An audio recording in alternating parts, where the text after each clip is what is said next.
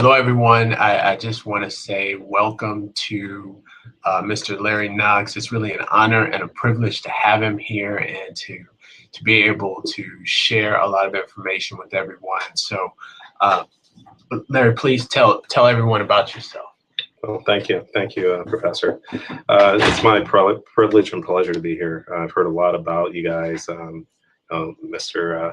Akpan, Professor Akpan, has spoken very highly about all of his students, and I must admit, you guys asked some very good questions in leading up to this event.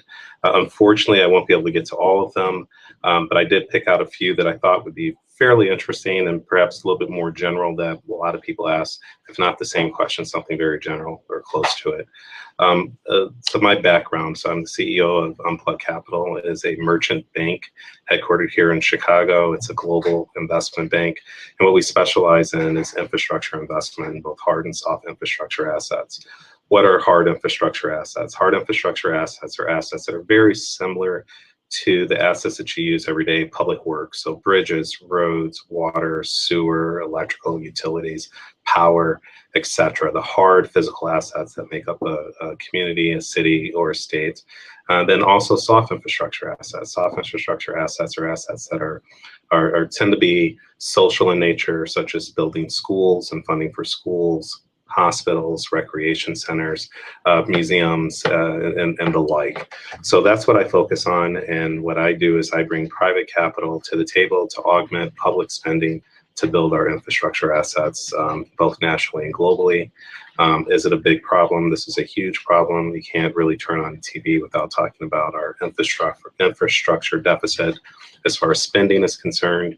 Globally, this is at least a $54 trillion problem by some conservative estimates, and some have it as high as hundreds of trillions of dollars. So that's the space that I focus in on, and my journey to becoming an infrastructure financier, for some may seem kind of a circuitous route, but for me it was very straightforward.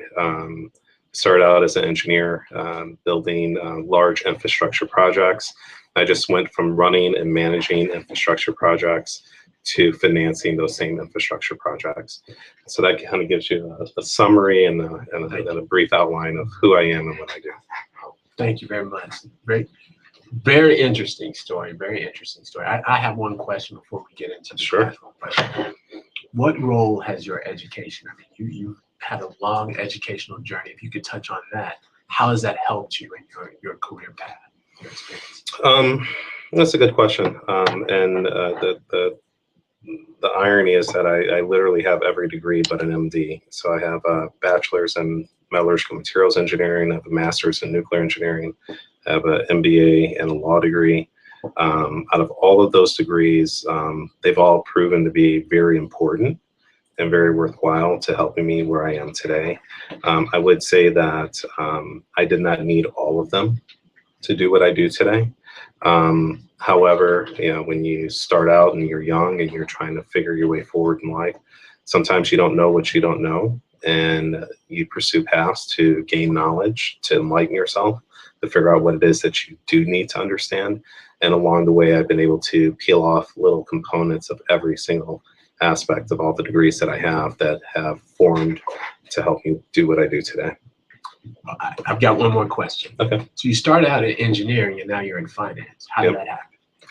How that happened was I went from being a project engineer and leading these large infrastructure projects that were tremendously valuable and important for our country's security, to recognizing that that what I really would like to do kind of long term in my career at that time, I was in my 20s, that I wanted to finance these projects instead.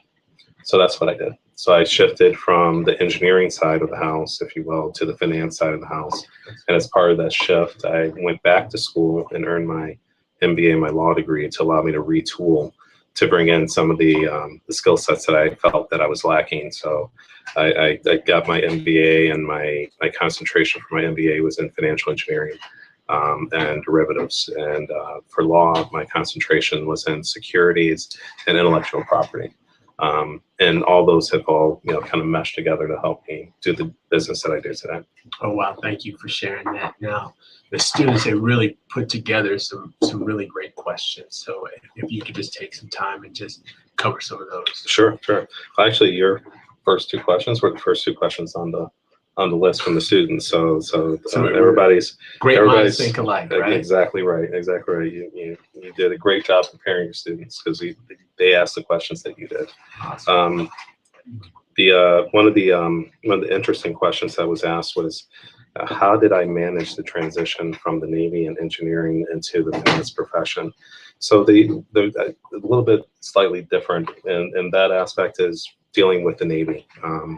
And what did that help me do? So one of the things that was really interesting in the transition from being a military officer to the civilian world, so to speak, was the difference in the hierarchy, right? So in the military, it's a very hierarchical organization. And then once you get into the civilian work, it's much more fluid, less structured, and more dynamic. But one of the aspects I felt has been very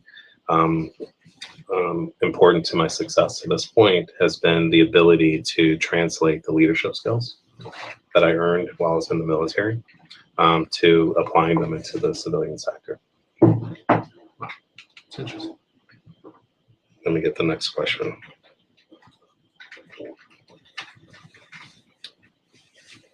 A lot of great questions. Yeah, the other was, so it's part of my career, so maybe you did a really good job, a thorough research, if you will, on my background. So the first job that I had in the transition from being an engineer to finance was working as a venture capitalist. And there I worked as a venture capitalist at a firm called Open Prairie Ventures, which was an early stage venture capital firm in central Illinois, in Champaign and Effingham.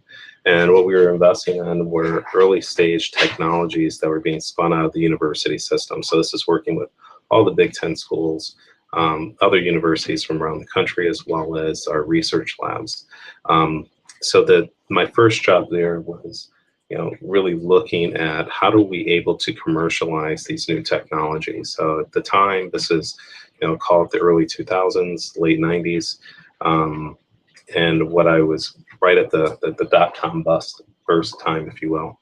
And so what I was focused on was looking for, the Netscape, which today sounds interesting because I don't know if people really know what Netscape is, but Netscape is the fundamental user interface, if you will, the first user interface to how we access the internet, and is largely the basis of Internet Explorer and Safari and many of these other internet browsers. So what I was really focused on was taking the technology and the research that our government was developing and looking for, those next opportunities of being able to leverage the investment from research dollars that our federal government spends, and then taking those technologies and those kernels and then commercializing them on a major scale. That's very interesting. Another good question was it hard getting through so many years of school, and how did I manage? That's a great question. Focus. Really simple. For me, it was a matter, I guess you can say it was kind of that military training, if you will, which is you identify what your goal is, right? What do you intend to do with this degree when you're done, and how are you going to put it to use and be able to articulate that story not only to others but definitely to yourself. And as long as you understand what it is that you're trying to accomplish, it's really easy to accomplish the goals in between point A and point B. And so for many times, the point A to point B, one of the means to that end was earning a degree to fill in gaps that I had in my experience or education. So I really enjoyed school. I was a fairly decent student. So even though it was a total, if I add it all together, I'm probably approaching 12 years of education. But it was all, very enjoyable, and met some of my best friends in my life that are still dear to me today through that process. Thank you. Do we have time for one more question? Yeah, one more. Let's another question. We'll just continue along those lines. What were your main goals to making sure that you finished what you started? That comes again back down to focus. It's about understanding what it is that you're trying to accomplish and achieve, and what are the requisite steps that you think that you need at that moment in time to achieve those goals. And the only thing that I would add to that is the opportunity or the flexibility for change, because you don't know what you don't know. And an old military adage is that no plan has ever survived contact with the enemy. So as you actually start to pursue and work down your path, things are going to happen. Life happens. Other things get in the way, whether it's work related or just anything and everything. And being able to remain flexible while still never leaving focus for what your goals are and that you have in mind, and then just continue to take the steps to get there. Now I have one more question for you. Now this is a finance class, and you've taken finance, obviously. How do you see this course and the skills that are learned in this class? How will this help the students in the real world? Well, what they do is they provide a good basis for understanding, right? So the finance industry is a very, very large industry, multifaceted, right? So you have sales, you have trading, you have investment banking, you have project finance, you have securities, you have brokerage work, you have asset management, you have hedge funds. It's a large, multi-dimensional global industry. And at this moment in time, what you're able to do is you're able to learn some of the basics as it relates to understanding the finance skills that you can then use as part of your development and growth. Okay. Any parting words of wisdom or any advice you can give, this great group of students? No, just keep up the good work. You guys ask great questions. That lets me know that you're all very smart.